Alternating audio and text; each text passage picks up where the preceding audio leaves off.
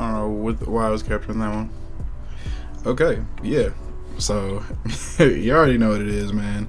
It's your man, SumOfMan, like the grand total. Not that I think that I am, and we are here with my friend Noir King, R6. Hey, hard as bricks.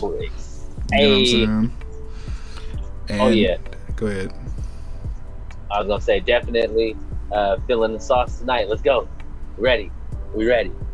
And tonight we're gonna have a very deep discussion, a discussion that needs to happen. And some of y'all might have seen the topic or the subject matter, and that is queerness from the perspective of straight men, or you could say cisgender men, right? And the reason that I wanted to talk about this is because I think that it's an important conversation for straight men to have with each other, and there's a lot that I think has to be unpacked. Hey, yo, Noir King, bro, we can't see you. Oh, I'm sorry. Yeah, the camera here kind of slipped off. Apologies. It's all good, man. It's all good.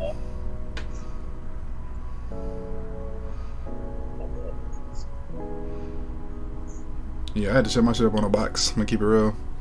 You'd be cis and hetero. Yes, cis hetero. Cis hetero men, right?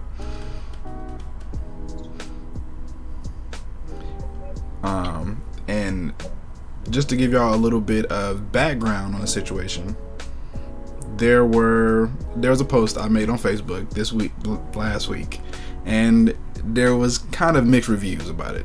Some people thought it was transphobic, where I'm not gonna share the post right now.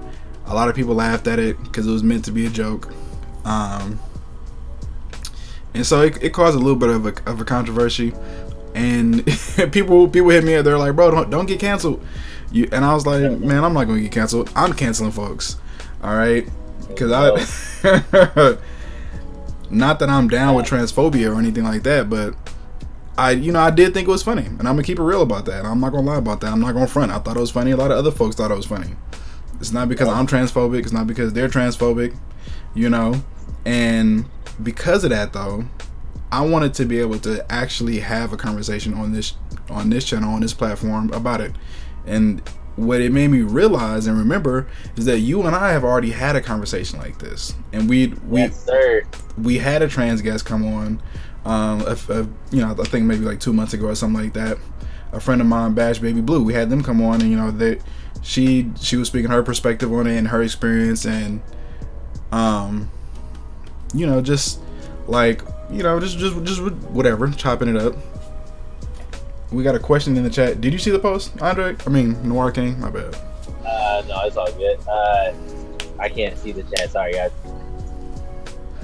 Yeah. Did you see the Facebook post? Did you just get robbed just now? Oh yeah.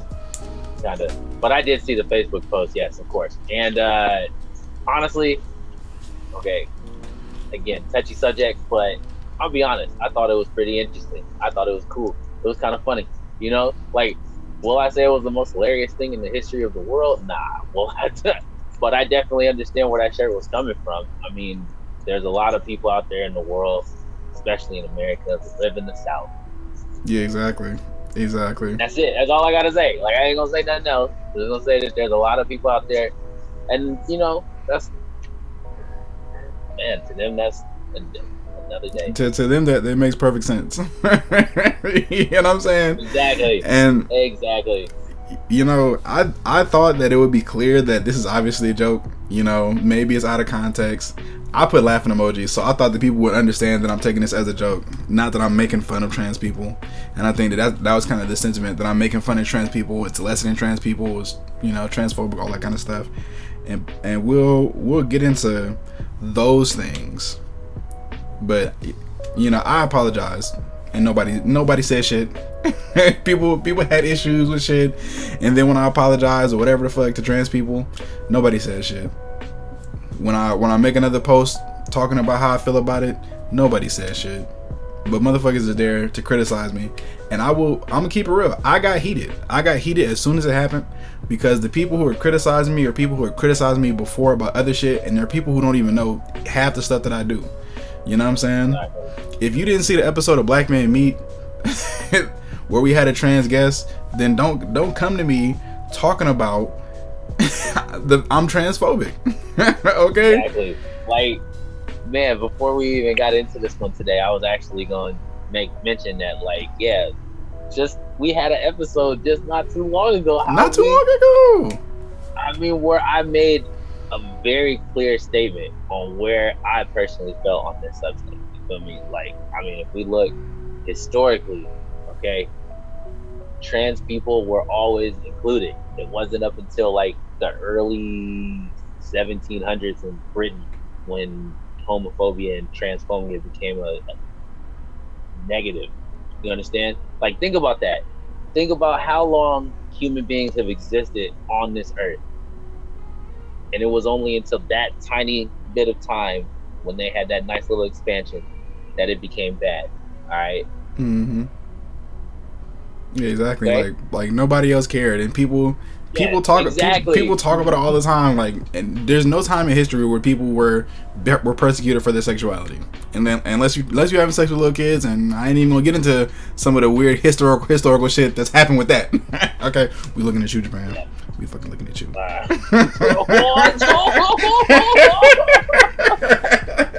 Keep it real. Hey, you know what though? That, like, not even to jump topics right quick, but in Japan, if you do your time, even if you are a pedophile, you are considered free. Like, that's crazy. Once you complete your time, like, you paid your debt, then hey man, the guy who made Ramoni Kitchen, bruh. That's all I had to say. Like, say no more. You just ruined that show for me, man. You just ruined that. I can never watch it again. I love that show. Hey man, look. Bata is always still gonna be one of my favorite characters. I mean, you know, but that's why show, like, real talk though. That's why Shonen kind of took that turn into all that teammate friendship, Namkai. We all, you know, one group type of thing. Interesting. That's crazy. And yeah, Greece and Rome and shit had, of course, I mean, nigga, that's obvious. And it's crazy that Greece and Rome have all kind of weird sexual practices and just outrageous sexual practices, and then a few hundred years later, those same places are like, nah, bro. Y'all can't do this, man. Y'all can't do this no more. Well, I mean, honestly, what it really was though is, if we gonna really just be 110%, it was the spread of Christianity. No, that's facts though. Really, like, that's what really, like, kind of ended that whole, like, hey, y'all do whatever y'all want. To nope, you kind of can't. Exactly. And then of course the Crusades, where people would be tortured terribly in terrible ways. So that kind of put a frown on stop doing anything that wasn't in the Bible, you know? No, that's facts. Like, that's facts.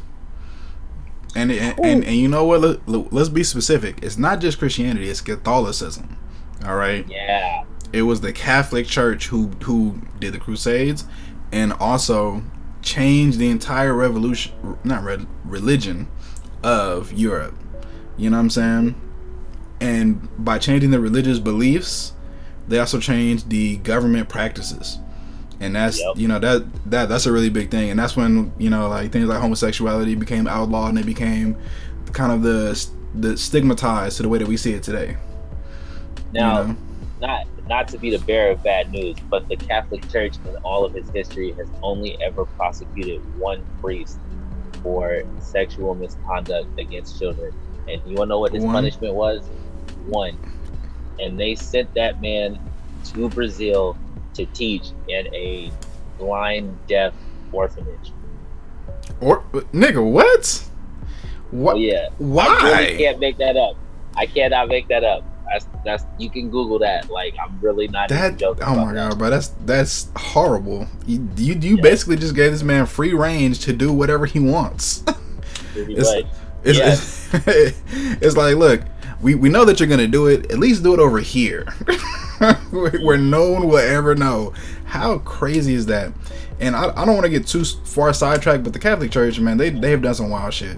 They hiding pictures of Black Jesus and the Black Madonna, fucking burning books and shit.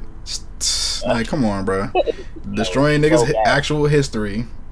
Like, goddamn, it's crazy. Even more vulnerable kids, the most vulnerable kids. It's like literally, you put them in front of the most vulnerable kids that could ever exist. Like, these kids literally can't say something. You know what I'm saying? Nope. Literally can't say something. Can't see who the fuck is where, and you gonna put this nigga in charge of them, bro? Like, what the fuck is wrong with y'all? What the fuck is wrong with y'all? Look, the world is crazy. A terrible place. The world is a terrible place. Back to the topic at hand. I know that was some very harsh things. That was some very harsh subject matter. But here on the show, we don't shy away from things like that. We really don't, actually. We really don't, because it's important. It's important to talk about these things, you know. And people, like, to me, I think the most important thing in the current society is honesty. And first and foremost, it starts with honesty for yourself. You feel me? Yep. Oh yeah. Be real to who you are, man. Don't try and be fake. No, don't try to be fake. If you try to be fake, it's gonna come back on you 1,000 times over. Mm-hmm. And that's why I think it's important to have this conversation, because the conversation needs to be had. And I was offended by what happened, because I just felt like there's a lot of people who misunderstood me, and I'm gonna keep it real. That's like, it's like a pet peeve for me when somebody like assumes that I'm one way when I'm hella the other way. It really makes me mad. Like, when people try and villainize me or whatever the fuck, because I'm like, personally, what this really made me realize is that I actually do a lot in the way of trying to create space for people, you know, trying to create opportunities for people, trying to make it. Pet peeve is putting it lightly. It's a major trigger. It will make me pop off on anybody. Oh yeah, pet peeve is a misnomer. That is definitely a misnomer. It is a big trigger for me when people judge me like unfairly, or judge me like really harshly, especially when it's something that's out of my character. You know what I'm saying? For real. Like people really don't understand that, man. Like, this is my life that you just talked on. Like, yes. Why would you do that? Like, why would you do that? Like, why would you do that? Do you want my downfall? Like, you said you wanted to see me dope and see me fly, but then when it comes down to the nitty gritty, motherfuckers fall under like paper napkins. All right, motherfuckers turn their whole ass backs on you, and they be like, "Well, it's better to try and repair a bridge than burn it." Like, no, bitch, it's not. The bridge is burnt now. No, it's not. I don't need friends who are gonna turn their back on me. So let's go ahead and get into these questions. Go ahead. No, go ahead. You finish, and then questions. One last thing to that one, as always. Remember, kids, betrayal will never come from your enemies. That's facts. Only those who seek to call themselves friends. All right. Exactly. Like, exactly. Be wary of those who try too hard, man. Don't let them. Don't. I'm sorry for you.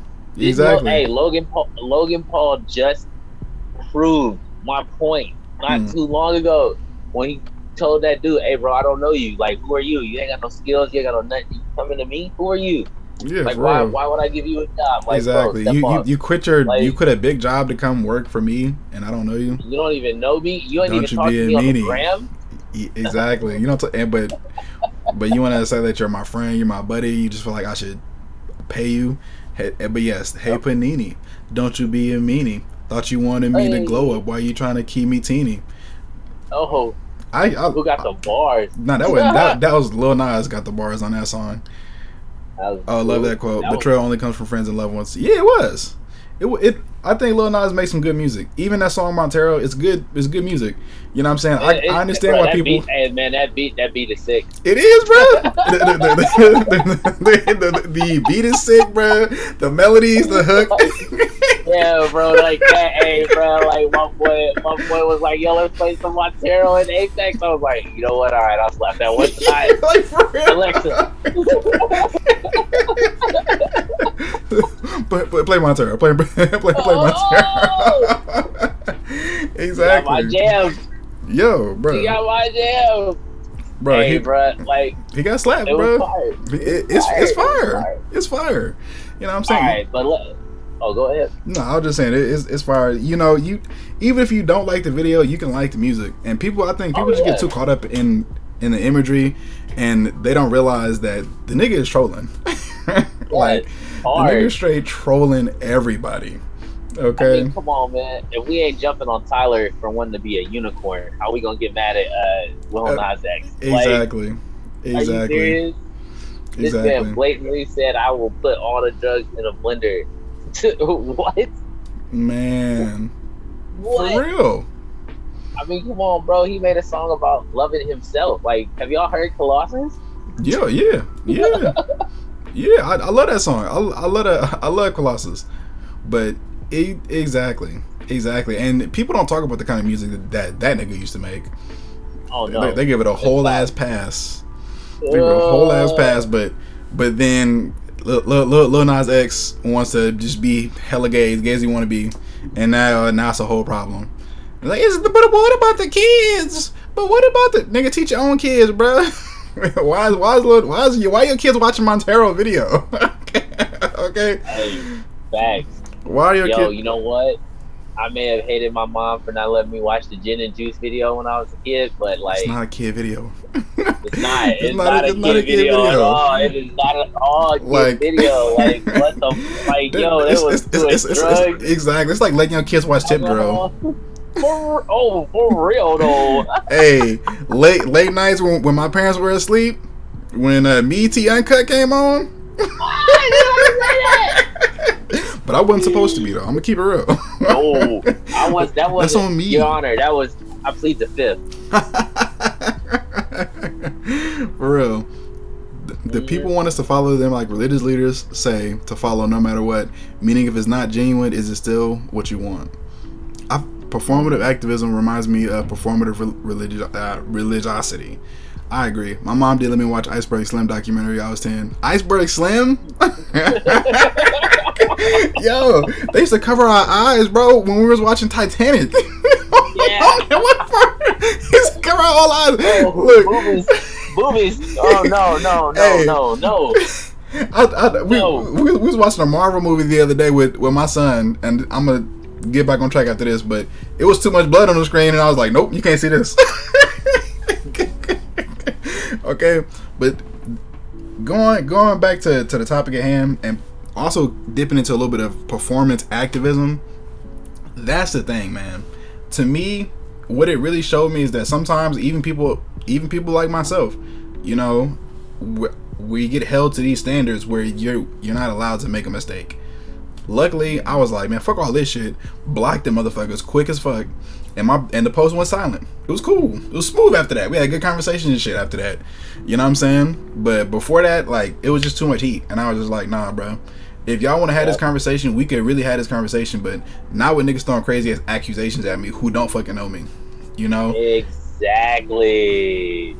Which, again, don't do that. Don't do it. Don't do it, bro. I was literally just telling my girl that a good thing to carry in mind is praise in public, reprimand in private. I told people in this specific situation, if you feel like I went too far, and I called people personally, if you feel like I went too far, come to me directly and let me know how you feel about it. Real. You know what I'm saying? And we could talk about it.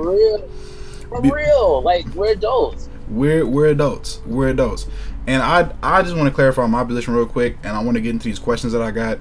As far as like queerness goes, look, what somebody does in their own bedroom, it's not my business. As long as you ain't touching kids, we good. I don't give a fuck. Has nothing to do with me. Has nothing to do with me. You want to get plastic surgery and all this shit? Okay, bruh. That's fine. It does not change my life at all. You want to take pictures? You want to take maternity photos and be a man, bruh? Sure, whatever, bruh. Because to me, worrying about that doesn't serve me, and it doesn't serve my highest purpose. You know what I'm saying? I'm all love for all people. Rastas, they say one love, and what that means is that you have one love for all people. That means you show all people the same love. You know what I'm saying? And we are all free. And I say I love everybody, including my enemy. And the only person who I consider my enemy is a person who puts themselves against me, who makes themselves an obstacle in my path. You know what I'm saying? And then you're gonna get dealt with like any other obstacle. But whether you're gay or straight, or whether you're cis or trans or whatever, it's not my business. It's not my business to be worried about it, to be making decisions for you, to be telling you how to feel, how to think, or what you are, because I don't know. You know, me and my lady, we was having this conversation earlier because all this stuff happened, and she was talking to me about the stuff that she believes about it, and she listened to like the DSM and the psychology of it, and I told her, and I told my brother too, I'm like, look, I don't know the psychology of it. I don't know the psychology. I haven't studied the shit enough to be able to like to be definitively like, oh yeah, I think it's this or I think it's that. And it really doesn't matter to me what it is. You know what I'm saying? Why it's caused, how it happens. I just know that it is a thing. You know what I'm saying? And I want to be able to treat people right, no matter where they at. And I think of it kind of like this, right? Some people literally, and we can talk a little bit more about this as the video goes on, but they literally think that there's a gay agenda and people are being turned gay. That's literally what they think. They literally believe that. I don't understand it either. It's ridiculous that people are being turned gay. All right, gay agenda, people are being turned gay. You can see Lil Nas X pregnant and you're like, I'm gay. It happens, right? That's what they think. And so my response to that is let's kind of flip it on its head a little bit, get metaphorical. Imagine if people were being turned blue. The government was turning people blue. Are you going to get mad at the people who are blue, who are being turned blue? Are you going to hate the people who are being turned blue? Or, are you going to direct your energy at the government who's doing it? Who's the oppressor of us all? Really? Wow. Okay. Well, I mean, I don't know. This is a interesting subject, but since we are using metaphorical terms here, I think I should drop a pretty good one for this. Okay. Again, I made mention on this series how much I love comic books. Everybody knows that, right? Mm-hmm. Again, one of my favorites is the X-Men. All right. Why? Because it can tackle pretty much all of these subjects in one book. Doesn't matter if you're black, white, straight, whatever. If you are a mutant, you are hated. And at one point in the series, people believed that the government was responsible for mutants. Did they get mad at the government? Did they get mad at the mutants? No. They got mad because it wasn't them. I truly believe that people aren't mad at people for being trans or being psychic or any of that.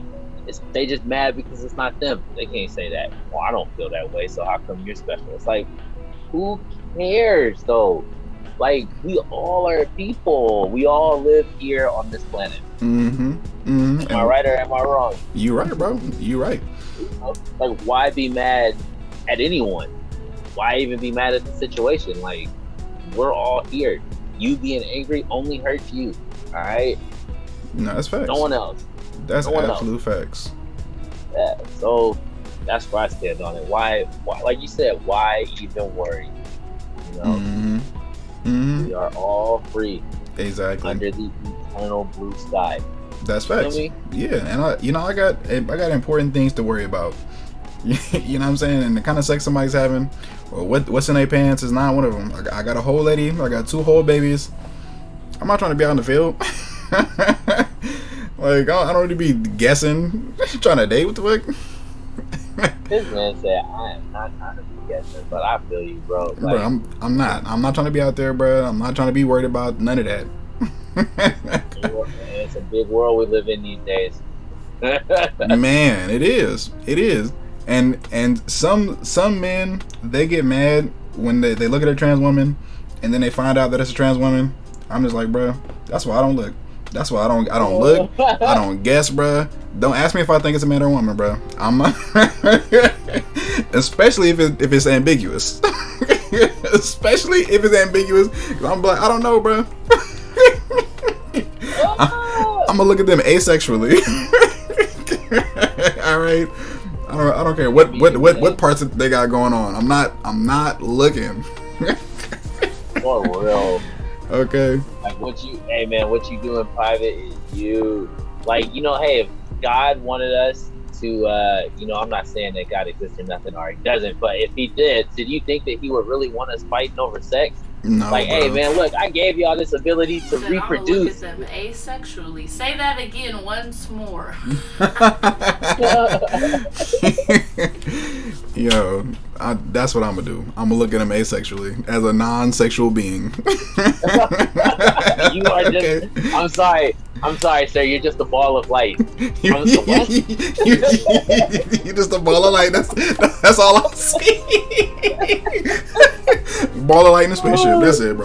Yes, you are just a ball. I'm sorry. What do you? I'm a ball of light. Oh, okay, I get it. Yeah, exactly. No, I got it. It makes sense. Yeah, me too. Stop. It's all good. Yeah. So yeah, you were saying? Oh no, I was just gonna say, like, so it's better to not, again, I won't say not try, but it's better to just, let people be themselves. I mean, especially in California, we come from a place where it's literally, hey, everybody's everybody, man, and people are people, bro. Yeah, that's true. I mean, and a lot of us are like that, and a lot of us grew up like that, and a lot of us learn how to be like that from a young age, and that's something that a lot of other people don't get, which kind of brings me back to these questions. But I want to ask one question from the chat real quick. My partner Imani Jade, she says she would love to hear about separating the way you were reprimanded as a black man and that impact and the differentiation on where you are on the journey of being an ally or accomplice for LGBTQ. And I think I kind of understand what she's asking. I feel like she's asking me if how I feel about it. I felt ways about it because people were coming at me as if I was a white man. You know what I'm saying? And what people literally said and what people literally compared the post that I made to is if a random white man said the word nigger. And I said no. I said I get that I get that it's offensive. I get that it could be that it can offend people. All right, all right, but to put it on the same level as a random white man saying the N-word, no, bro. Not at all. No, bro. Like, this post is not as derogatory, nowhere near as derogatory as the N-word in general. May I just interject real quick? Ahead, bro. I mean, that right there, that's a real touchy subject for me, okay? Because, like, look, I'll be one of those people who will tell you straight up, I get it. It's hard out here for all of us. Please don't think that I'm taking it away.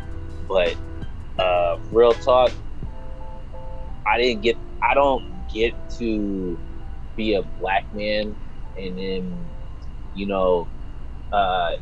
grow up in a 50,000 square foot house, have maids and servants and all of this shit, and wake up one day and be like, you know what, I want to be a woman. And then not only will my parents pay for this, but now I get to go out in the world and the world is forced to accept me. That is not a reality for me. No, it's not, bro. No, it's not. All, ever. So the fact that you can saying that is compared to a word that was literally used to describe us when they used to put us in pins, in the zoo. In the zoo, we were sold. Our children were sold as dolls to be played with by white children. Bro. And you want to compare that word to being able to do whatever hundreds of years. Hundreds of years, though. This was our reality. Years. This was our reality. Okay. Trans isn't even a slur. That's what they call themselves. Trans man and trans woman. It's not a slur. It is not a slur. So, the word nigga is a slur with a long history. Please, let's not have that discussion because people will get really upset because I take that one real serious. No, please don't do that, man. Like, yo, people did not come into your house and take your dad outside, kill him in front of his children, and then have his way with his wife and child as he bled to death. All right, like let's not do that on the regular. Hell, and if you lived in the South, that wasn't even a daily occurrence for you. That was every hour that you was awake that could happen to you. All right. Simply, yes, just every day. Not because you went out and said, "Hey, I'm trans." No, you went out and said, "Hey, I'm black." You didn't even say anything. You just were. You were just born into it, bro. You was born into it, and it was put on you, and it's still put on us till this day. And that really offended me. And it was a black dude who's saying that. Yeah. I'm just like, bro. Oh yeah, no. How are you comparing this? And I'm just like, it's just so wrong on so many levels. First of all, I'm not a random. I'm not some random dude out here in these streets like we were talking about earlier. We've been engaged in this kind of work. You know what I'm saying? We've been engaged in this conversation. We've had this conversation on this channel. And I do this kind of stuff outside of this, right? Outside of this channel, outside of streaming and all that kind of stuff. And I try to lead a life that is true to what I believe. If I believe one love for all people, everybody's welcome to everything. You know what I'm saying? I want to make safer spaces for people to come and to exist and to not have to worry about shit. You know? And I try and check people when they're out of line. Okay, so it's not like somebody who's random is saying this. It's not like somebody who hasn't been involved in this work is saying this. It's not like somebody who just doesn't know shit and is hella ignorant is saying this. You know? And it's not like somebody who's oppressing you is saying this. Or somebody who, and I'm somebody who's working to end the oppression of trans people, of queer people, and of different people globally. You know what I'm saying? For real. That's been one of my main goals in life in general. So for people to come at me like this as a black man and consider that just because I have some privilege that it's equal to a white man, it's not, bro. It's not, and it's not, and it's nowhere near the same. And Amani Jade asked a really tough question in the chat, but you know we cover that here. She asked, you think the world is more accommodating and accepting of trans folks than black folks? I can't talk about the world, but in America, yes. Okay, in America, I think that trans white folks are more accepted and have higher status than black folks. And don't be trans and black. Don't be trans and black at the same time. Oh no, you might as well not exist. Because I know for a fact, first of all, you got Caitlyn Jenner, right? Who after becoming Caitlyn Jenner, got all the interviews, got all the shit, all the accolades, the awards and shit, and press and pub and money to speak for trans people, and the motherfucker's still racist. the motherfucker still doesn't like queer people. Matter of fact, you know what? And this is not my quote, okay? Not my quote. This was quote from the internet, okay? But came across it, and somebody's it was like, you know, Caitlyn Jenner won Woman of the Year, proving what? That men are better at being women than women. All right, somebody wrote that, okay, and because that somebody, I won't say who it was because I don't know. You feel me? But the thing about it is that if I would have wrote that, or if any black person would have wrote that, you're done. You're out of here. They'd have canceled us. They'd have canceled us. Oh yeah, no, they wouldn't have canceled us. See, because let's say if like LeBron James said that, right? Oh my God, bro. Let's just say LeBron James said that, okay? You're done. You're out of here. Your whole career is done, bro. They're gonna quietly roll you back, slowly, right? What's gonna happen is LeBron James gonna all of a sudden have a sexual allegation on his hands. Now what if? Okay. Now what if Tom Green said that though? Niggas wouldn't say shit. Oh, what? If Tom Green covered all that kind of shit.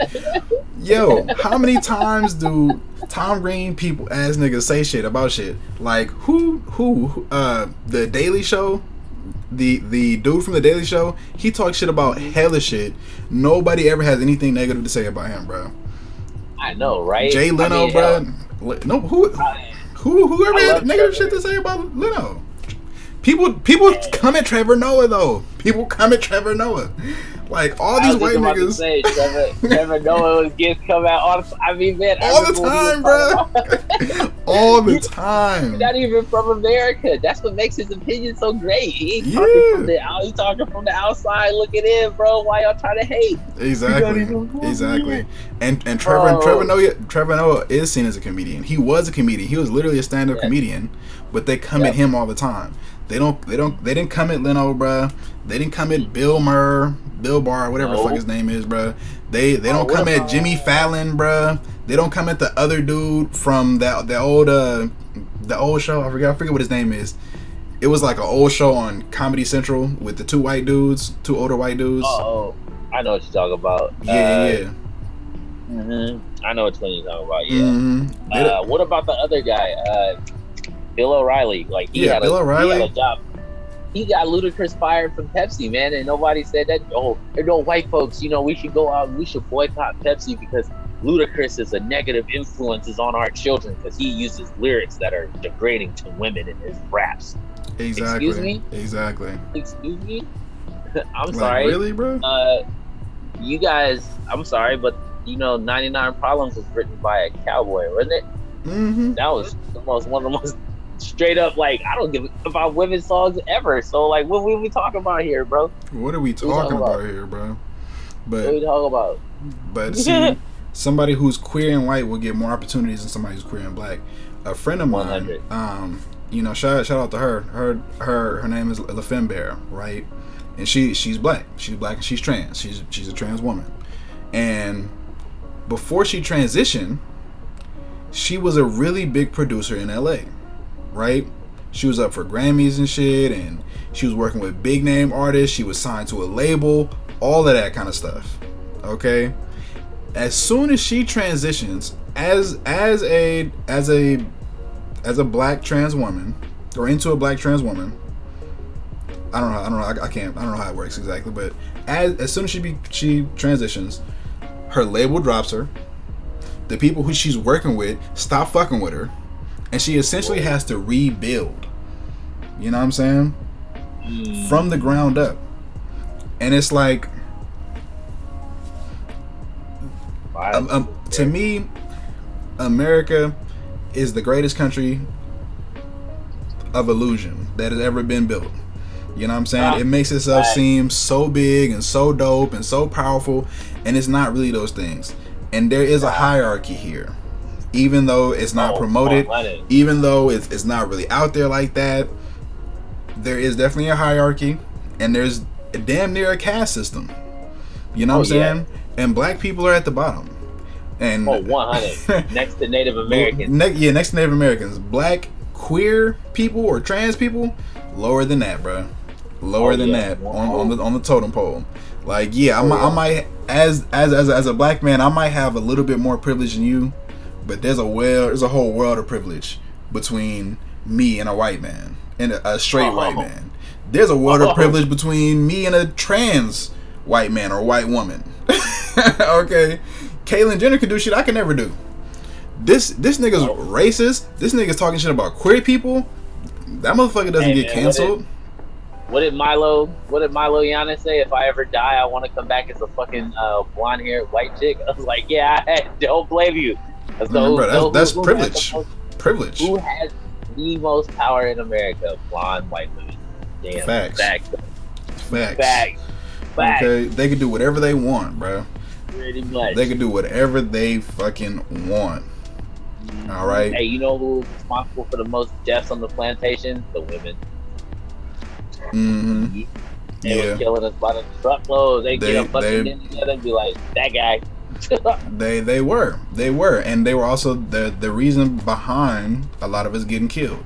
Like sleeping with some of the slaves or whatever, and then they husband finds out and it's fucking GG's. Baby comes out too brown and it's like, oh well, all y'all niggas gotta go now. Oh no, mulatto butt. Exactly. And what Amani J says is the thing she hates about the privilege word and the concept of is comparison. Exactly. We're both at the bottom.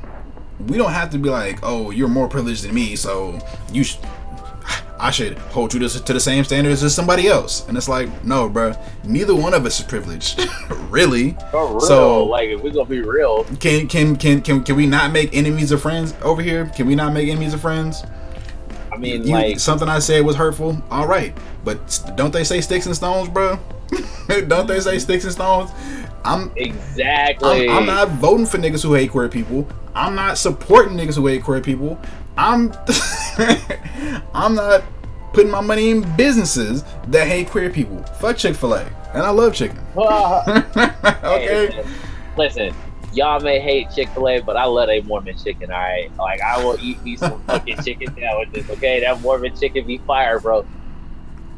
Okay. I mean, it is fire. It is fire, but not fire enough.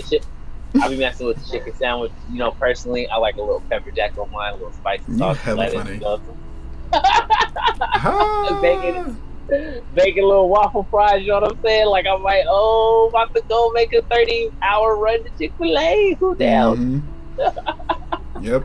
Okay, so my partner said she just seen an article about how white slavers would rape black men, enslaved as punishment in front of everybody. That's facts.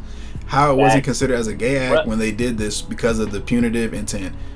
Literally. But, it's like, I'm not gay, I'm just raping another man because for punishment. Like, duh. But buck breaking is what they call it. But yes, buck breaking. In front of other people. Oh, yeah. And like, this happened to straight black men.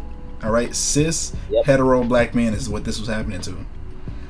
Okay, but before motherfuckers want to be like, oh, you're more privileged and la da da da da, my people, okay, my ancestors had to live through this as cis hetero men.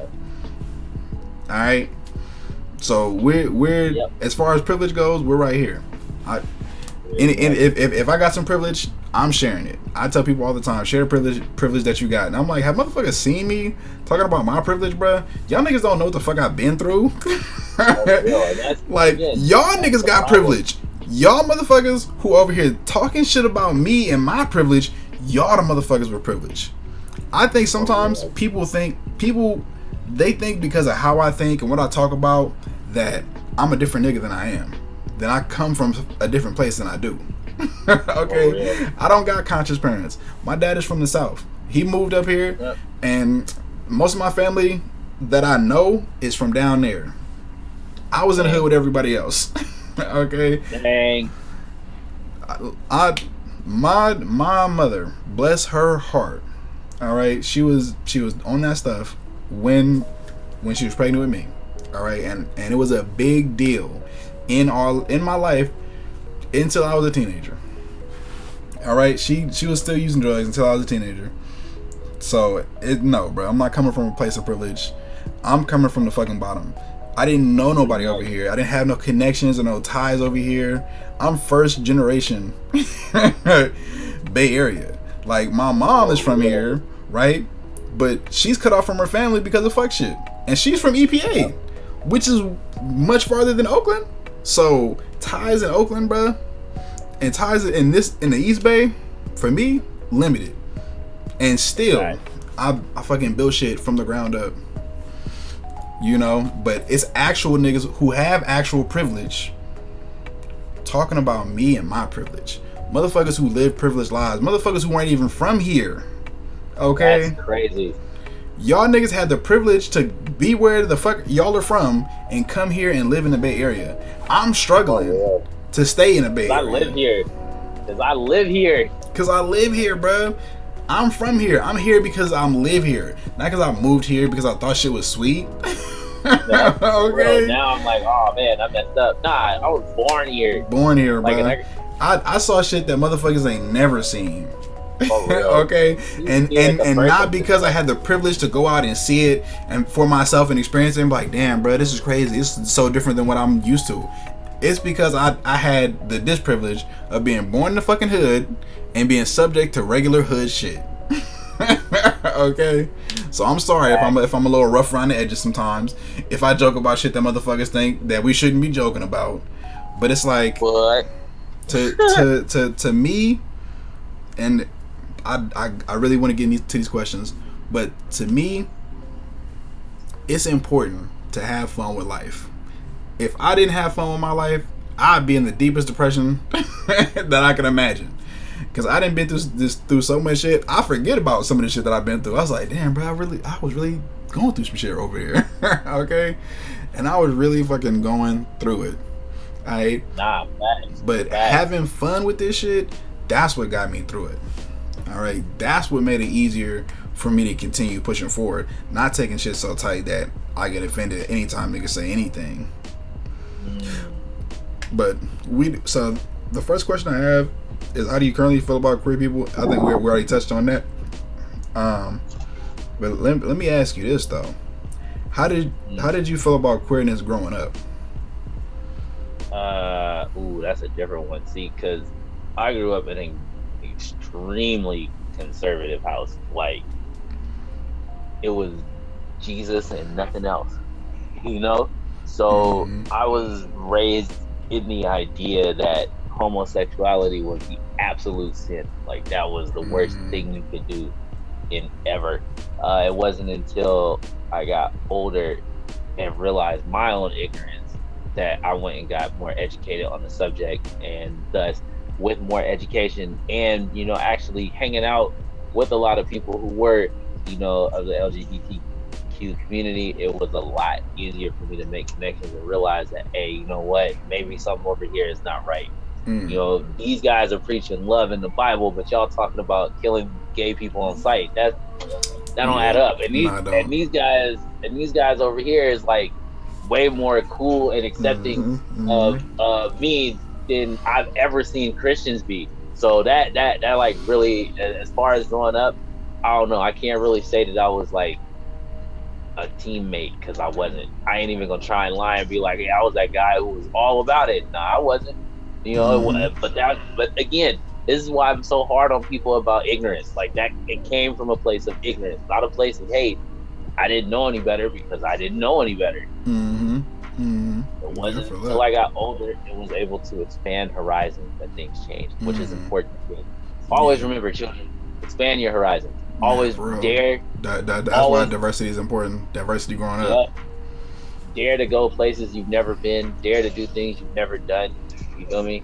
I mean, like, man, like, if y'all wouldn't know this, but I was actually the son of an immigrant, and although my mother was black, I was actually raised in a Korean church. So, like, Christianity is like legit serious for me. Like, we were real serious growing up. Like, almost 2 times down, you know? Like, yeah. So, trust me when I say I genuinely was, I won't say brainwashed, because that's not fair, because brainwashing you never come out of, which is, man, there's a line in the Bible that stuck with me all my life. If you raise a child the way you want them to be, you will grow up and never stray from that path. That is like, that, what the is that? Like, that's almost like saying, hey, if you beat the shit out of your kid, and don't worry, he'll always, you know, come back to you because you beat him. What? No, you beat me. Why would I come back to you? No, that's fact. That's fact. You hate me. Why would I continue to be involved in this when your book itself is talking about love? Exactly. You know, I didn't hate gay people when I grew up. Luckily, my grandma's church is the church I went to. My dad, we never talked about religion, but I used to go to my grandma's church when I spent time in Florida with her. They were a really good church. They always practiced love, and that's what they preach. And, you know, they never really had any major issues in the open to me. The church split, but it had nothing to do with me as a kid, and it wasn't because of like some kind of like, I don't know, what do they call those things when somebody does something wrong? Like, it wasn't because of a scandal. it wasn't because of a scandal that the church split up. It was like political differences more than anything else, right? And you know, my grandma taught me to love people. She didn't teach me to hate anybody. But at the same time, the culture that I grew up in, I was taught early not to cry, not to show emotions, to be strong, all that kind of shit. And so I looked down upon anybody who I seen as like weak, or men that were feminine or soft, you know what I'm saying? And it wasn't strictly tied to them, to their sexuality. It was really just about being a poodle or being a punk. And like, even if somebody was gay, they couldn't be a punk. You know, you could be gay, but you can't be a punk. But at the same time, we used to play games like Smear the Queer. Okay, and we just talking about that. And I'm gonna keep it real. We used to say shit was gay all the time. Some of us, I really didn't call people faggots like that, but some of my friends, they used to call people faggot. And it was kind of a word that was around. I mean, some people still say the word. Some people still say the word to today. Till today. And if you go to England, that's what they call cigarettes and joints. Cigarettes and joints, really. It's like, you want to smoke a faggot? They're like, what? Yeah. Hold on, bro. I ain't trying to go to jail.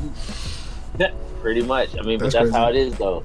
Yeah. Again, different culture. Like I said, people in America do not understand, because if you've never been there, how could you?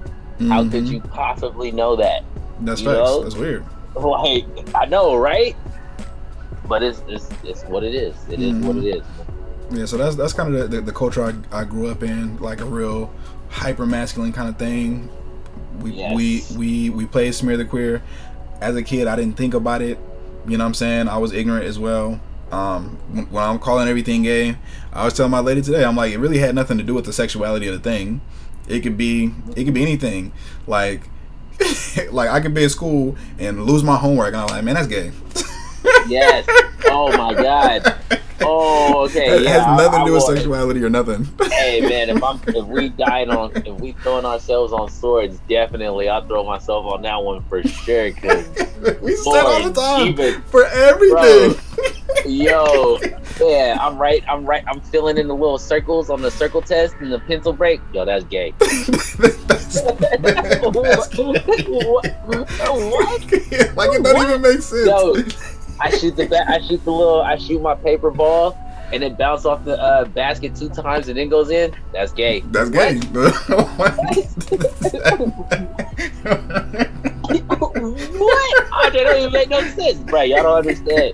Y'all really do not understand. Like in the 90s. Oh my God, bro! In the 90s, there was okay. Look, I will not say that there was a gay agenda, because there wasn't. But if you turned on the TV in the 90s, there was only 2 things on TV: niggas with really tight sweaters and dudes who was wearing fucking baseball hats that said Compton on it. Okay, that was it. Thanks. That was it. And then after the gangster rap era kind of like calmed down a little bit, then it kind of like it was weird. Like it blew up, then it just kind of like Then that's when the parachute pants came in. Oh yeah. And shows like the Power Rangers and stuff, and that's when like the rainbow really started to like make a big jump into society. Yeah, like, Teletubbies. Yeah, like all of these like multicolored, more animated, more like colorful shows started popping up. They stopped using the basic colors in cartoons. I remember when, like, because the 90s X-Men was the last cartoon that they used basic colors in. Yep. Believe it or not. And crazy, right? you could tell, like, the colors are like different. The colors in X-Men are kind of like flat, and now the colors are like hyper colored in today's market. Yes, everything is brighter. It's more colorful. That's just because, you know, kids they're trying to catch your attention. Like, it's not, again, it's all marketing. Again, they know what works. They know what's there. They know what sells. Like, and the media don't care about none of us, bro. The media is only here to make money, just like capitalists are only here to make money. And whoever they can make money on, however they can make money on them, they will. And people got to realize that the media doesn't care if you're white or black, because all dollars are green. The capitalists don't care if you're white or black. All dollars are green. However, capitalists will make you fight each other if they feel like they can make money on the war. You know what I'm saying? It's like, you fight your friend. I'm a sell guns to your friend. I'm gonna sell guns to you. One of y'all gonna kill each other, and then somebody gonna need to buy some more guns afterwards, or at least some more bullets. You know. What did Ultron say in Iron Man, in the second Avengers? Yo, keep your friends rich and your enemies rich, and wait to find out which is which. Facts. That's the whole mentality summed up right there. Oh yeah. Boom. Yeah. And my partner wants to chime in that we have a new name for Smearly Queer, and that is The Hills Have Eyes, because it's like King of the Hill, but we're taking out the king shit, so that is more what they call gender neutral. The Hills Have Eyes, and it's from that Rob Zombie film, The Hills Have Eyes. So you're at the top of the hill, and then that wasn't a Rob Zombie film. The Hills Have Eyes. It wasn't Rob Zombie. Nah, that was the other. That was the other guy. Rob. No. Zombie did House of a Thousand Corpses. Yes. And he did the other one, The Devil's Rejects. Yeah. Devil's Rejects. Then he did The Devil's 3. That was his newest one. But The Hills Have Eyes was the same guy. He did another movie. He did another like really big horror trilogy too. Yeah. Because he has this thing where he has people on fire screaming. Like that's like his secret. It's weird. Shyamalan? I can't remember his. Nah, M Night Shyamalan. Hell no. Look, M Night Shyamalan is all right as a writer. He's just really known for doing like really weird stuff, like out there stuff, and just doing a lot of stuff. Not necessarily high quality stuff. Keep it real. Nah, I'm gonna remember this dude's name here in just a minute, because trust and believe me, man. He's good though. It wasn't. Okay, I feel it. I knew it was somebody who was big in the horror scene like that, but that's where it comes from. So if you're teaching kids and Shamalama Ding Dong, and you want them to play that game, hit the person who has the ball. We can call it The Hills Have Eyes. Okay, and everybody's eyes on the hill trying to get the ball. All right, and the person on the top is trying to get down. So I do have more questions. So we kind of touched on it a little bit, but what changed your views on queerness? I mean, honestly, the people, like just being sitting down, talking to them. Like, I genuinely believe in my heart of hearts, like, and this is the real stuff. If you talk to people, you can learn more about not only them but yourself. Shang Tzu says that you can sit with a man and you can eat with that man for 20 years and you can talk of every subject, but you may not ever meet that man. But if you hang that man over a volcano, that day you will meet the man. Okay, I like that.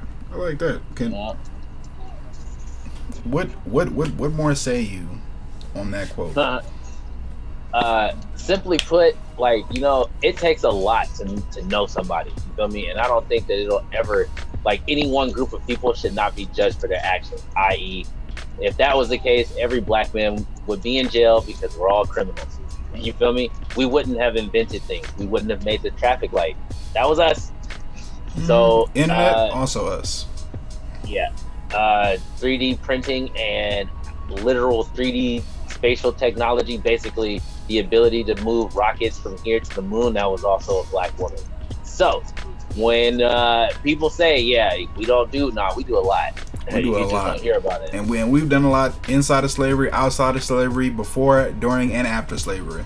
Cotton gin, one of the greatest tools ever invented for agriculture farming, invented by us during slavery. Because we know how to farm better than the white man. Hey, that's facts. For me, I don't know exactly when it changed, but I think just having people around me who are queer helped out. And honestly, I've always kind of tried to be like as good of a person as I can, as nice as I can, as accommodating and open as I can to people, because I feel like it's needed, and it really hurts my heart when I see people out there suffering, and And I knew this dude back in high school who was gay, and he was a little weird. Not because he was gay, it was just his personality. And like niggas, they didn't really like him, you know. And I went kind of out of my way to see what was up with him, because I'm like, okay, like he seems like a loner. The nigga wore a black trench coat to school every day, bruh. I didn't even know the nigga was gay to begin with, but it turned out that he was, and I'm just like, okay, it's cool, bro. I'm not here to judge you. Alright, I am not here to judge you, bro. And it would be dope if we could all, as a community, just integrate you in, so that you don't gotta feel outcast. So you don't gotta feel like you're some kind of outsider at this school, bro. It's not enough motherfuckers here for niggas to be feeling outcast. Okay.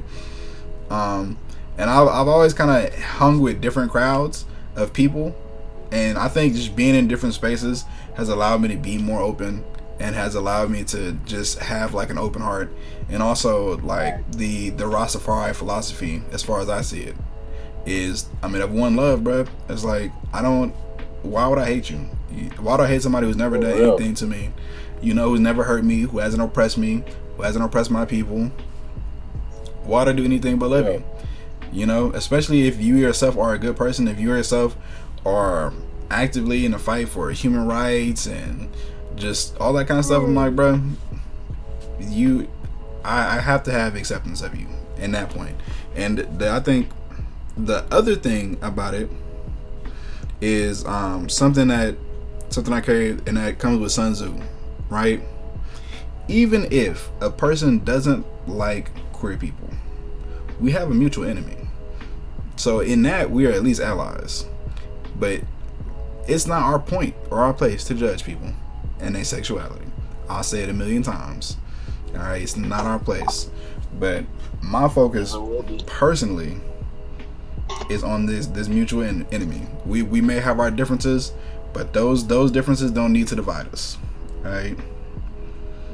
Not when we have one central focus. I mean, again, exactly. We got shit to do, man.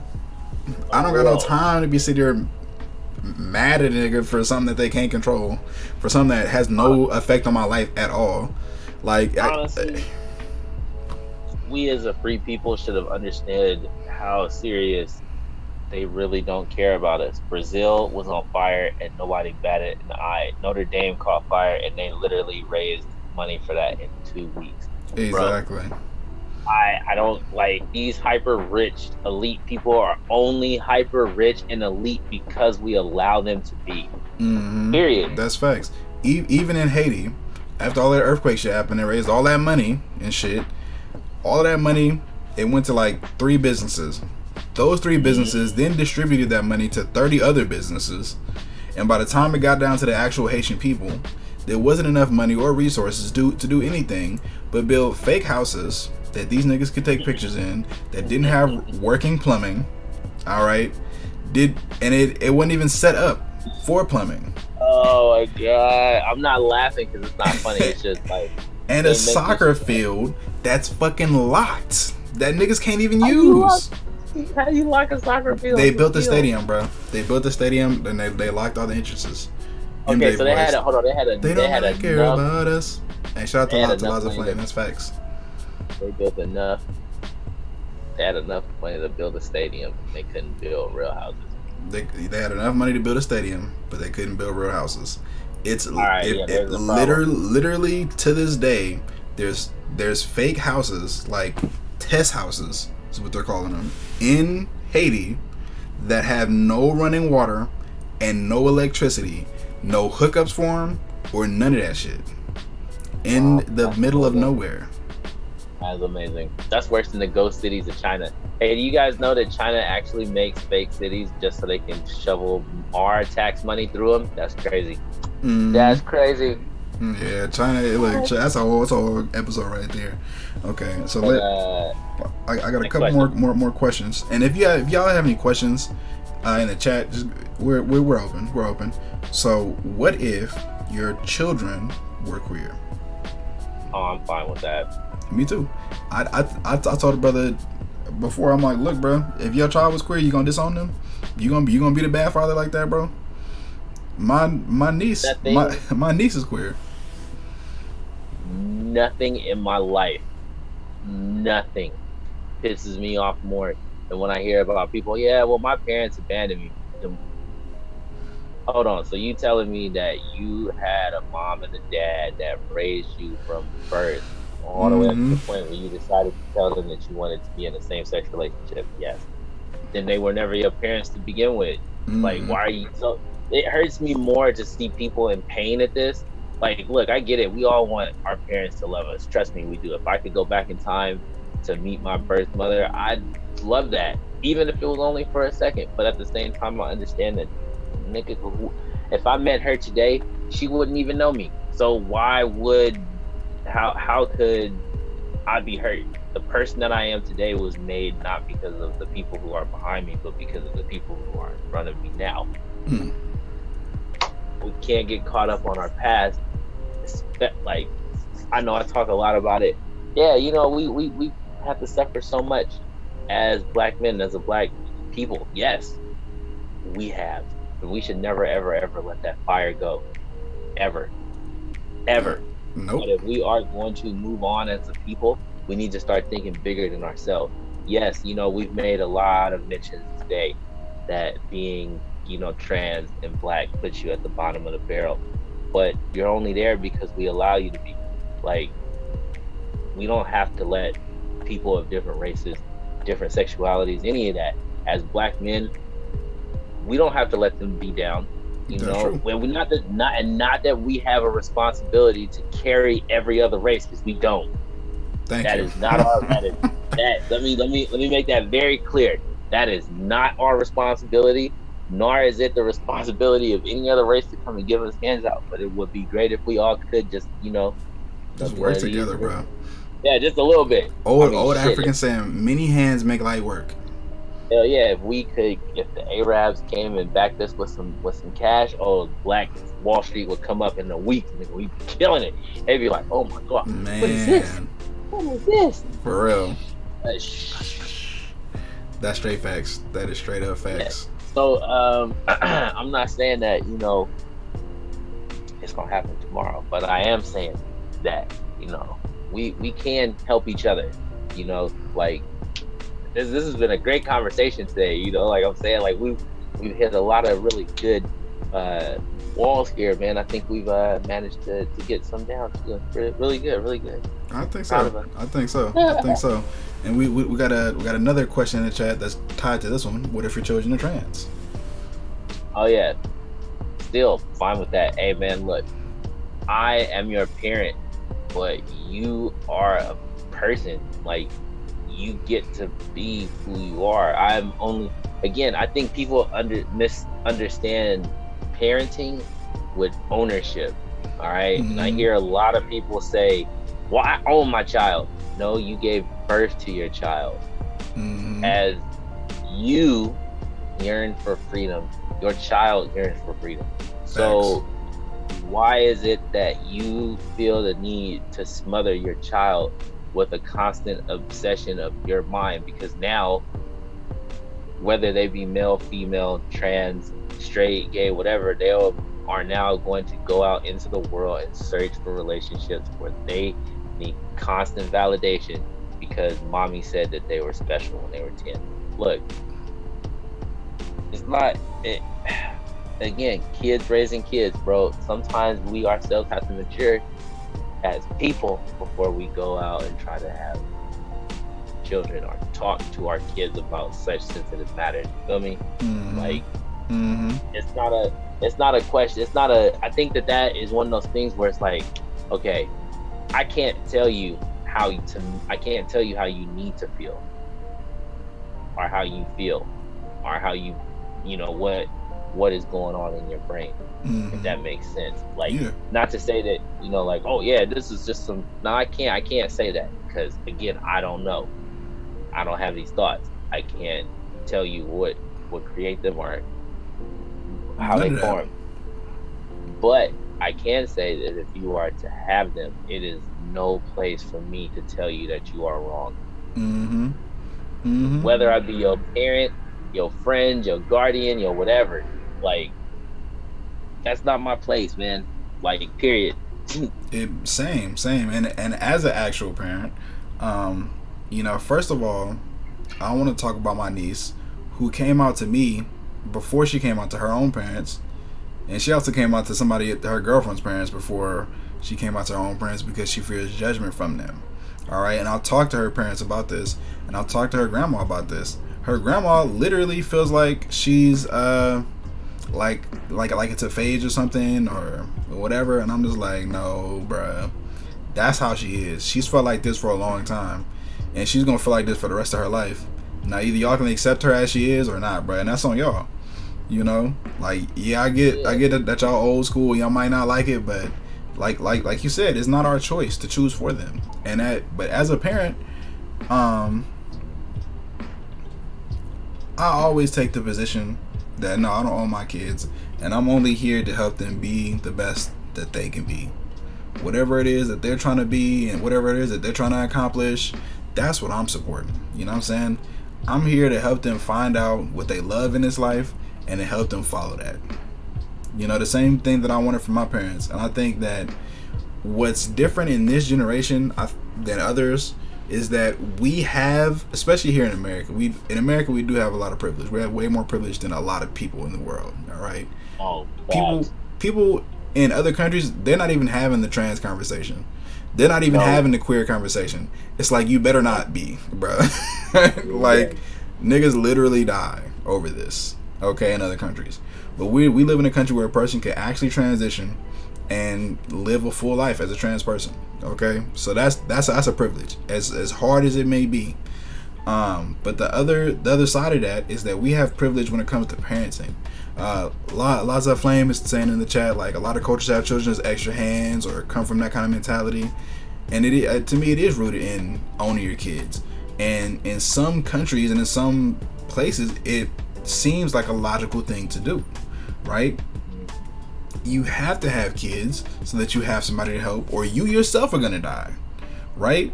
And that's having kids out of struggle. That's having kids out of poverty, out of oppression, and all that kind of stuff. But here in America, we get to choose, for the most part, when we have kids, and how we want to treat those kids. And we have the space to think about our kids outside of oppression, outside of, I need this kid so that I can live. It's like, I want this kid to live. I want this kid to be happy, to enjoy their life.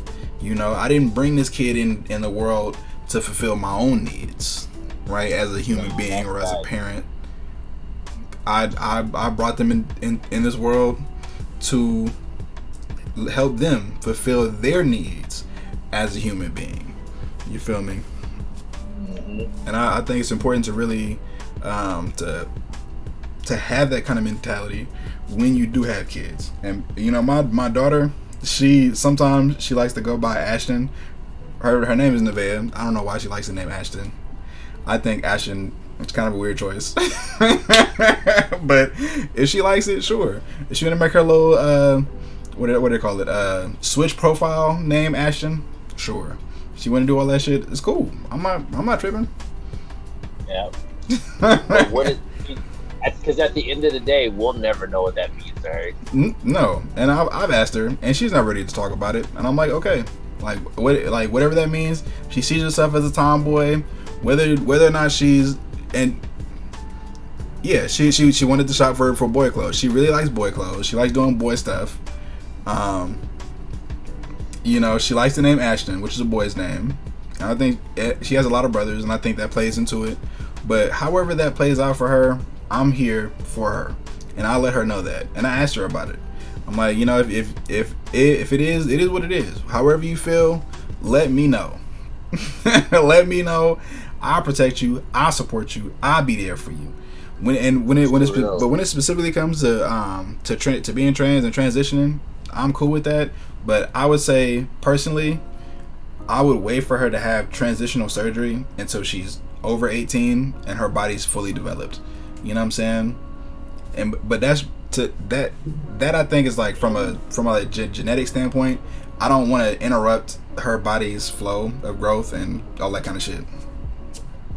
And not to be that guy, but to speak on the argument on that, to just to throw this out here too, because not telling again after having that whole discussion about what you can and cannot do, just remember that is a permanent change for some people. There is no going back. Please, I cannot stress this enough. Do not go and rush into anything like that without talking to people first. I know we just talked about a lot of inclusion, but there are, again, talk to your doctors, not your friends. All right, that I will. Yeah, because that's a big choice, and it's irreversible. Like you could possibly pay again to get the surgery, but it's never gonna work the same. You know what I'm saying? So please take the time, get the help before you make that decision. Do not take this show as a springboard to say, okay, now let me go do that. They said it was so cool. Let me go do that. Let me just throw that PSA out there. All right, like that's very important. Continue. All right. Yeah. So yeah, I personally would ask her to wait, and just like Amani said, she said as a parent she'll also question and advise. Right. That's what we're here for. And so it's like if my daughter wants to make that decision, I'm gonna question and I'm gonna advise. Like, you know, let your body, let your mind finish developing, and once it's done developing, then you can transition. But that's just my philosophy. And Monty Jason's mad therapy, mad village support, mad medical team support, mad past experience support. Exactly, because that's a big deal, you know. And we're for that to happen, the people in the community, I think, should be involved in that process. Not like hella involved, but people should know and be in support of it. You know what I'm saying? So that people are not being misgendered, so that people are not being like mistreated or treated unfairly, and so that people understand what's going on. And this reminds me of a conversation that Amani and I were having just I think yesterday, and it was about intersex people, right? And how sometimes when a kid is born intersex, like if they have two sets of genitalia or something like that, the doctor a lot of times will push the parents to make a decision about whether they're going to be male or whether they're going to be female, and then do the surgery to make the parts match, you know. And that's messed up a lot of kids, right? Because like their parents assign them male at birth, even though they have both genitalia or they have some kind of mix or whatever, and then they grow up and they're like, actually I feel more close to being female, right? But their parents already assigned them male. The parents already had surgery. I was gonna say corrective surgery, but it's not corrective. they already had surgery to change something that the child was born with, that for the most part is not a medical risk. You know what I'm saying? Nope. And what I told her, the boy clothes, yes, $5 rack for the boy clothes, because boy clothes are cheap anyways. $5. Hell yeah! Like if it was girl clothes, it'd have been $5. Yeah. But what I told Amani Jade on that is like, if we lived in a society where the parents didn't feel pressured to decide at birth in an intersex situation, then it would be so much better. Then the child could be raised up being actually intergender, and when they became older and they've experienced life and they experience themselves, then they can decide for themselves which side, if any, they want to pick. You know, to me, as long as it's not a medical emergency, we shouldn't have to feel like we have to decide. It shouldn't be a question. You know what I'm saying? And to speak on that, I just want to say right now that it is amazing how we can make things medical to make them pass as, just throwing this out here, circumcision is the second biggest lie in the Bible. Y'all didn't know that shit. Like, you are literally mutilating the genitals of your child by doing that. Literally. Like, literally. And I don't know if y'all know this, but there was like a huge herpes outbreak because there was Jewish guys who were performing circumcisions the old way with the teeth on the biting of the foreskin. Huh? So, yeah. Wait, bruh. Roll that back. Yeah. Say that again. Okay, so again, when you in the Jewish faith, you know, that's where they say circumcision was born, but it was really more of a Christian thing, right? So with that being said, the old way to perform a circumcision was for your priest to bite the foreskin off your baby and then suck the blood, and then there you go. Bro, I'm looking at my brain for answers. I don't see them. Nope. It's not in there. I don't say this as a laughing. I don't say this. I know I chuckle, but I don't say that as a laughing matter. I say that to say that is just goes to show you how deep this goes. Like, he was right. You sometimes people really don't have a choice. So the only reason why this form of circumcision stopped or was outlawed and banned was because so many babies started getting herpes from these priests. How did the priests get herpes, you ask? Oh, well. That's another story, right? Yeah. You already know what's going on with that. That's crazy. That is crazy. I can't fucking believe that shit. I never, bro. If my religion says some shit like that, I'd be like, nah, bro, I can't do this. I gotta y'all gotta excommunicate me, bro. Yeah, for real. Y'all gotta excommunicate me. I couldn't do it, bro. Like, I could not. I caught it. I could not rightfully tell my child, like, yeah, bro, I'm sorry, but you got herpes. What? You got herpes from Father Dan. Whoa! What the fuck? That's Dad? crazy, bro. I'm sorry, son. I'm like, my bad, bro. You know, yeah, my bad. Religion, circumcision. Yeah, no circumcision, please.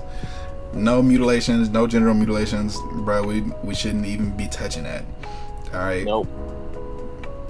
My kids are 4 and 9. I told them that they can't date until they're older than me. Damn. As I said, y'all can't date until you're married. So you can't. So then they can't date till they're over 3,000. Is that what you're saying? Yes, exactly. But they're too young to even be thinking about being in relationships with people. They don't know shit about relationships. They don't know how to even be in relationships with themselves, man. When you talking about that, Nick Cannon is hilarious. Okay. For real. Yeah, that's wild. So we're actually gonna get out of here in a little bit, but I got two more questions. What does transphobia mean to you? And this one was a big one for me. You've been going first all night. I could go first. You know, I don't know who's going first the most. Me? Yes. You want to take this one first? I'll take this one. There you go. It's something I struggle with because, and I feel like I need to do more research on exactly what transphobia is.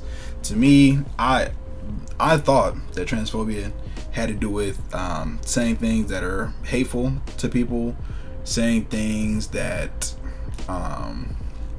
just like promote violence against people, or that show some kind of fear or contempt towards people.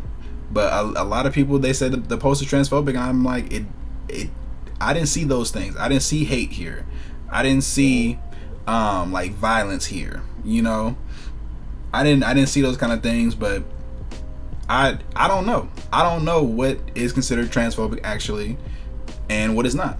Excellent question. I just keep it at anti-trans sentiment, or I think that's kind of a good way to put it. Anti-trans sentiment. But it's hard. It's hard for me personally to define what is transphobic and what is not transphobic. You know what I'm saying? And in the context of that situation, it's like, where's the line, right? Where's the line between joke and transphobia? And so it's hard. It's hard for me. That's fair. That's a fair one. I mean, Man, for me personally, yeah, I don't know. I mean, like, I don't know. I'm just never, that was never really a thing for me. Like, Other I'll right. just be honest. Like, I mean, I never was one of those people who was like, oh, you gonna put me around somebody because they said something, or oh, this person is doing this because they want to. Like, that was always my mentality. So I never looked at it like, oh, okay, well, I'm supposed to be afraid of this person. Like, why? Like, that was never like a thing for me. Like, I never looked at something that was like, oh, well, you did you clutch your purse? Well, you're being black phobic. You know what I mean? Mm-hmm. Like That's true. that. That's true. That was never really my mindset. It was more just like, okay, look, we're all people, and I get it. You feel like, hey, I'm gonna take my shot. Everybody's entitled to shoot their shot. I ain't gonna shoot you down, but I'm also not gonna engage with you either. So people like, oh, you're transphobic because you don't talk to me. Nope, I'm not. I am not interested in you in that way, and because you came on to me so strong, I'm gonna leave. Now you scared me. Now I'm gonna leave. That Mm-hmm. Mm-hmm. and I don't consider that to be transphobic. That would be like if you were at your workplace and some dude, if you were a female and some dude did the coffee maneuver where it was like, oh, let me get this cup of coffee as I maneuver my genitals to your buttocks. Like, come on, bro, Mm-hmm. don't do shit Mm-hmm. like that. Like, Nah, for real. You do that to your wife at home when you're trying to get the creamer and the yeah. sugar. What your brother? What did your bro say at home? PP touches, bro. Yeah, exactly. That's home stuff, bro. Home stuff. PB touches. You. We all want them. All right. Mhm. Yeah, but I agree a lot with that, and I think I think what makes it difficult is sometimes you have Wi-Fi warriors out here. You have Yes. armchair social justice workers. Yep. Okay, like people have literally said on the internet, if you don't date trans women, you're transphobic. It's transphobic. People have literally, and yeah, and sometimes your wife don't want it. All right. Sometimes your wife don't want to touch the pee, and you got to just be like, okay, I'm gonna touch my own pee. But Whoa, that's what we have the egg. That's what we have the egg for. So, but people have literally said that not dating trans people is transphobic. And if a person doesn't want to date trans people, that's their choice. Okay, it doesn't have to be transphobic. I don't want to touch a penis in a sexual way. I I really don't even want to see anybody else's penis. I don't care if you consider yourself a woman or a man, bruh. I'm not trying to see a penis. I'm not trying to touch a penis. Okay. I'm sorry. I'm sorry. I'm just not. That's just my position. You know what I'm saying? It's my prerogative, right? But it doesn't mean I hate trans people. It doesn't mean I don't respect them. It's personal preference. Personal preference. Okay.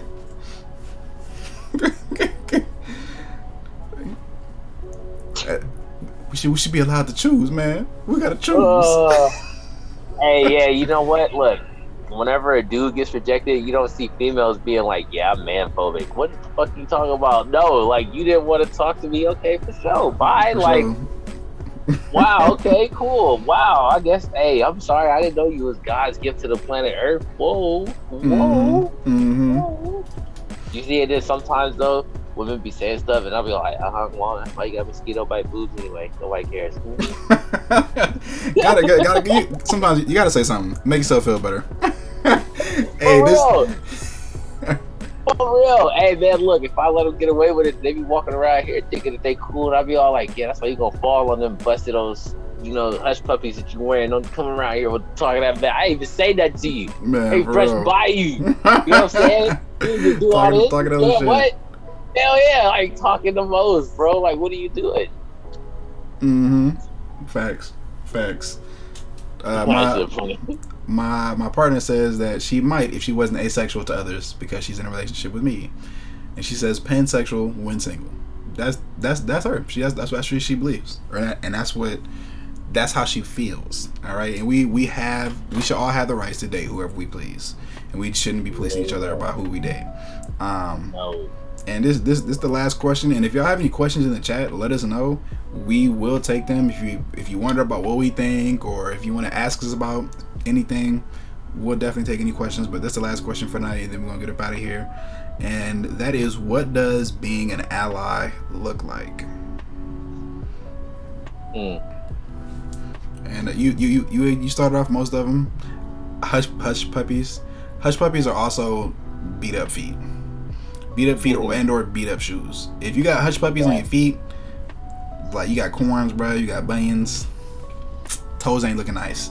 But as far as being an ally,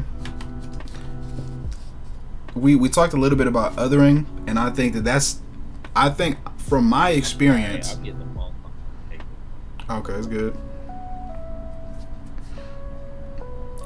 I'm gonna just go ahead and just keep talking. So from my experience, with queer people specifically, there is a lot of othering of queer people, and I think there's a lot of queer folks that the mini corn dogs.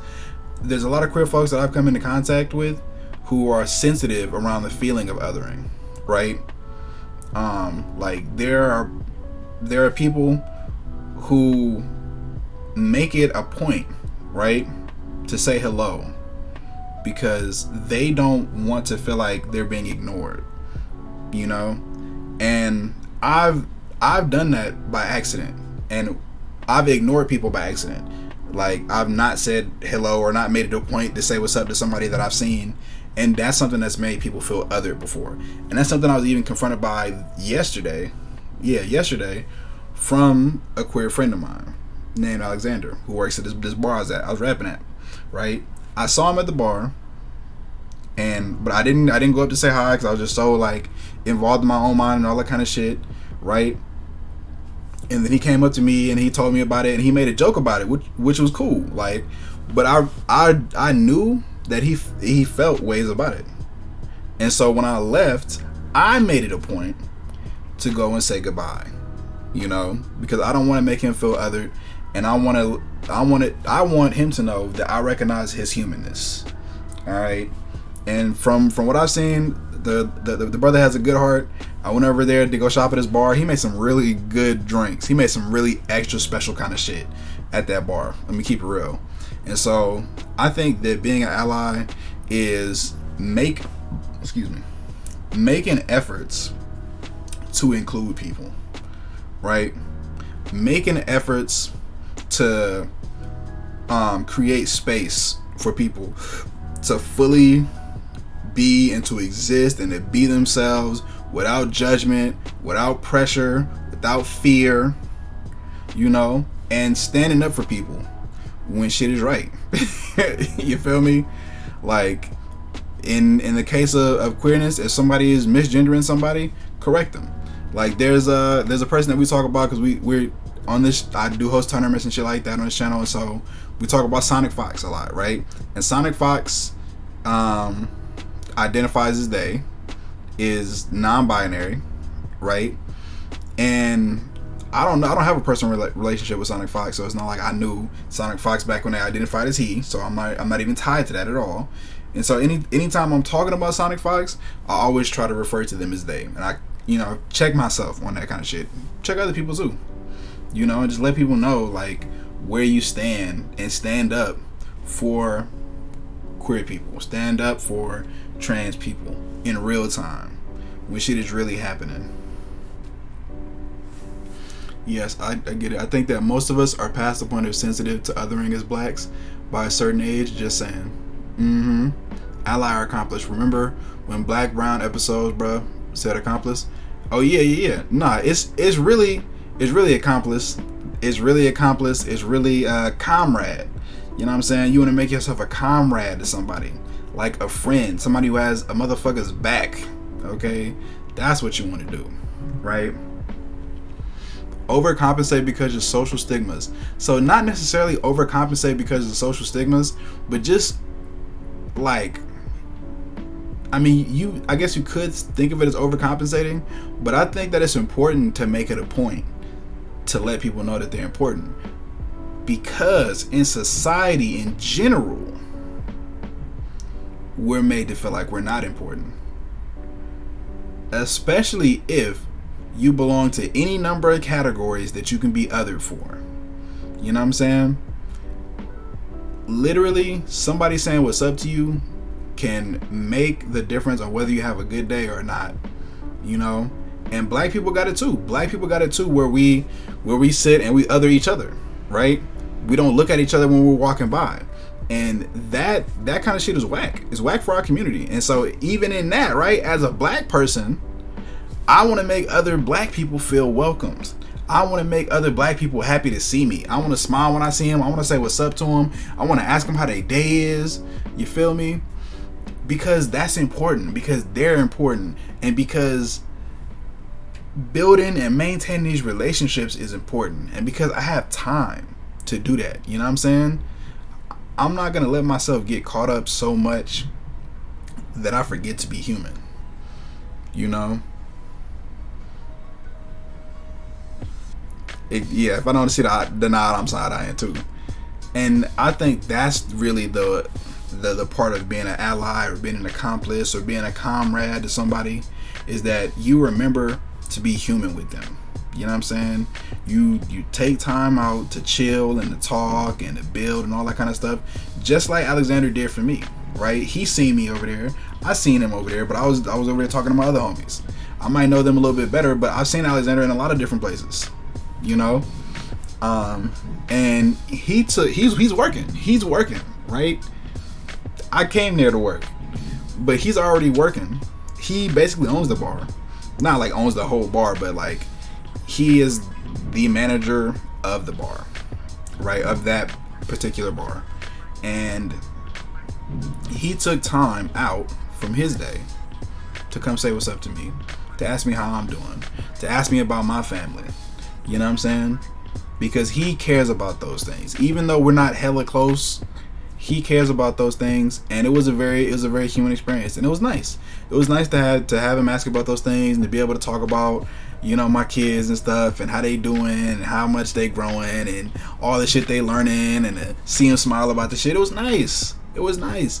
Because him asking that question, it gives me time to reflect on my own life and the things that I'm grateful for. All right. When before he walked up to me, I was in my own mind, you know, thinking about rap shit, thinking about like, oh man, I'm about to rap, bruh, and you know, I gotta like battle these niggas, man. I gotta fucking make another album, bruh, and all this kind of other shit. And it's like, you know, all of that shit was wiped away just by bruh saying what's up. And then I remembered like, okay, let me just chill. Let me relax. Let me go with the flow. But that's in the case that being your norm as a human, meaning, I mean, yeah. And when I say humanizing, I just mean like connecting with each other, like make an effort to connect. Because human beings, to me, we're at our greatest when we're together, stronger together, and that's forever. You feel me? And what I think about is this: back in the day, before we had, you know, these huge societies that we have, we built small communities, because one human being versus a saber-toothed tiger, and the saber-tooth wins every time. It's very rarely that one human being is going to be able to beat a saber-toothed tiger or be able to just go against everything that the world is going to throw at us. However, you get 5 human beings together, you cool with these people. You know what I'm saying? Now, when that saber-tooth comes, you got protection. All right, you got people who can look out for you, and when you show them love and when you show them kindness, that's when the real relationship begins to blossom and to grow. See, and let me look at these comments over here. Like, if y'all got any questions, I do have one final thing to say, because this reminds me of something, and I think we have to get up out of here because it is that time. If you don't usually correct the mispronouncing of a name, then doing so for a pronoun sounds like overcompensating based on social stigma. When it comes to pronouncing names, I try and correct people on pronouncing names, except my own, which is kind of weird. I try to correct myself on pronouncing names, you know? And I don't really try to, I'm not trying super hard to do that, but when I'm saying somebody's name, I want to say it right. Regardless, yes, it's good to do, whether you will connect with others based on perceived dehumanizing or perceived extra humanizing. Just saying, true in capitalism is anti-closeness and anti-connection. That's the thing, is closeness and connection, and doing stuff to build closeness and connection, and making it a point as a human being to always be involved in that kind of work. Okay, making it a point to be involved in that kind of work, because you have to make efforts to be close to people. All right. And this is the last thing I'm gonna say. I wish my homie was here to wrap it up for himself. But sometimes people think that love and hate are opposites of each other. I don't agree with that. I think that the true opposites are love and fear. And I think that these are the two biggest forces that are working in today's society. Love and fear. Most people, in my opinion, are guided by fear, because of the way this society is set up. We're scared to lose our jobs. We're scared to be homeless. And so we act because we're scared of what could happen if we don't. All right? And a lot of us would do anything for money. And it's really just fear. Fear of not having enough. You feel me? On the other side of that equation is love. All right? And there's a very famous song. It's called What You Won't Do. What you won't do for love. I tried everything, but I won't give up. Somebody who fears you will respect you, or at least act like it, until something that they fear greater comes along. Then they'll turn their back on you. Alright? Now, somebody who loves you and really loves you for who you are and for how you treat them, they'll protect you even in the face of the greatest fear that you could imagine. All right, let's go back to this post that I made. I made this post. People were offended, right? But you know what I seen in this post? I seen people who love me stick up for me. Okay, fight for me, even in the face of being canceled, even in the face of, you know, seeming all kind of ways, seeming crazy, seeming overzealous, all of that. People stick up for me because they love me, because they know who I am and they know my heart, and they protected me, even though it could have hurt them, right? And that's why love is so important, and that's why we got to make efforts to show love. And I tell my son, I tell my daughter, you know, love is not just a 4-letter word. Love is an action, a continual action. And so that's what I preach. You know what I'm saying? Rastafari till I die. One love. That means one love for all people. That means I share love with all people. I love all people the same. And that's what the maximum amount of love that I can have. You feel me? But we're going to go ahead and get up out of here. If there ain't no other questions in the chat, man, you already know what it is. It's your man. Yes, I would protect you in the greatest fear you could imagine. I don't care what the fuck was coming after you. I would protect you because I love you, because I care about you. I do the same for my kids. I ride for them forever. All right? I never let anybody say anything about my kids ever, because I love them. I don't care if fear or not, bro. We don't do that. And what do you do towards things you're afraid of? Attempt to make distance whenever possible, unless directly confronted. Yeah. Yes. Hope Dre is good. Yeah, I'm gonna call him after this. Cancel it. Yep. People, look, it could have really happened. That's true. People do. They run from fear. They run from fear. They run from fear. They avoid it, bruh. They lie to themselves because of fear. And people make these decisions from fear. And that right there leads to destruction. Leads to chaos when people are only acting out of fear. But when people start acting out of love, that's when things change, man. That's when things change. Instead of raising your kids and to avoid what they fear or what you fear, raised them to fight for what they love. Okay? So you already know what it is, man.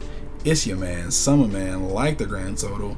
Not that I think that I am, just a piece and a part of. And we out.